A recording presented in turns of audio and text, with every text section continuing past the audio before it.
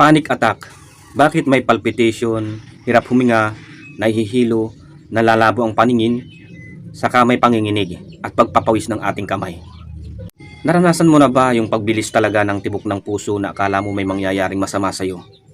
Yung biglang nalalamig yung kamay hanggang paa, pati yung buong katawan mo may parang vibration na nangyayari. At saka isa pa, yung nahihirapan kang huminga.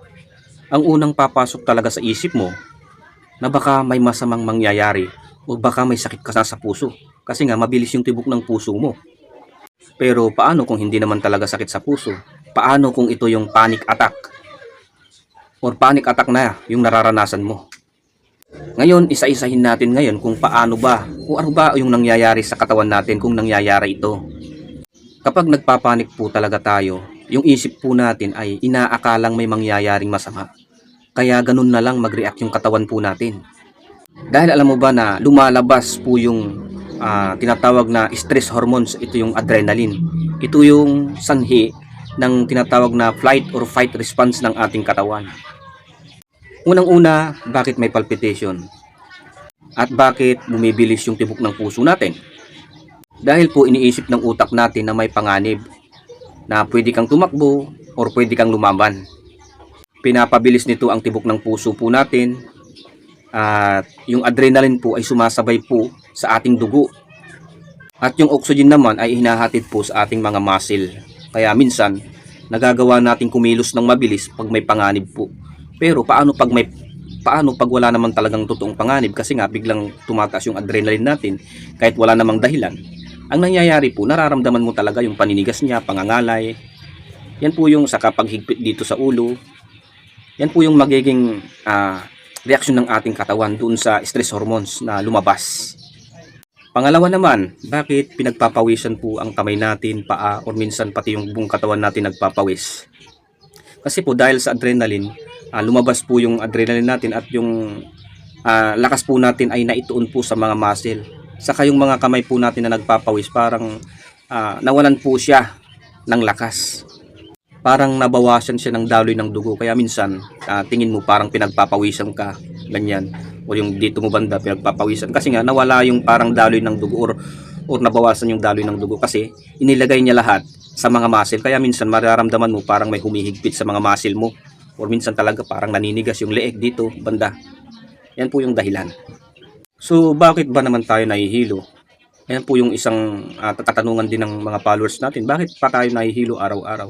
Kasi po ang dahilan po dahil po natatakot tayo, bumibilis yung tibok ng puso po natin, bumibilis din yung paghinga. Pag bumibilis yung paghinga, parang nababawasan ng kaunti yung carbon dioxide natin sa dugo. Parang hindi siya nakakapunta ng husto sa ating utak. Kaya minsan yung mga nurse or mga doktor, sinusuri ka muna kung normal yung tibok ng puso mo or normal talaga yung puso mo, saka ka nilalagyan ng, alam mo ba yung paper bag na nilalagay dito sa bibig para makahinga, para yung carbon dioxide mo sa dugo ay hindi basta-basta makaalis. Ayan po yung dahilan kaya po tayo nahihilo.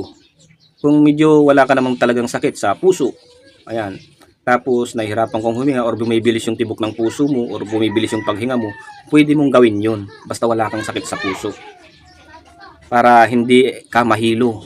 Kasi nahihilo ka dahil lumalabas yung carbon dioxide.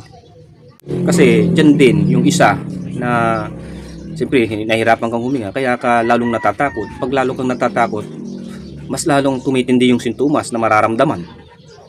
Ang mahalagang tandaan po natin na ang sintomas po ng panic attack ay totoo po lahat ng nararanasan po natin o nararamdaman, pero hindi naman ibig sabihin na may sakit na agad sa puso. Ayan. Pero gayon pa man, pag naranasan mo talaga to, talagang mag-iisip ka talaga ng negative kasi nga sobrang hirap. May isip mo talaga na may taning na yung buhay mo o baka mamamatay ka na or may sakit ka sa puso talaga. Ganun yung iisipin mo talaga. Kaya mas malagang magpatingin po tayo sa doktor para mapanatag din yung isip natin. Diba? Pag hindi ka nagpatingin or iniisip-isip mo palagi araw-araw, doon mas lalong lumalala tuloy yung anxiety mo. Kaya kung maaari talaga kahit wala kang pera, pwede kang umutang para mapanatag na din yung isip mo. O wala kang pag-utangan, mag-ipon ka para lang makapagpa-check up. At kung nakapagpa-check up ka na at sinasabi ng doktor na wala ka naman talagang sakit sa puso, kailangan mo nang mapanatag at maniwala sa kanya.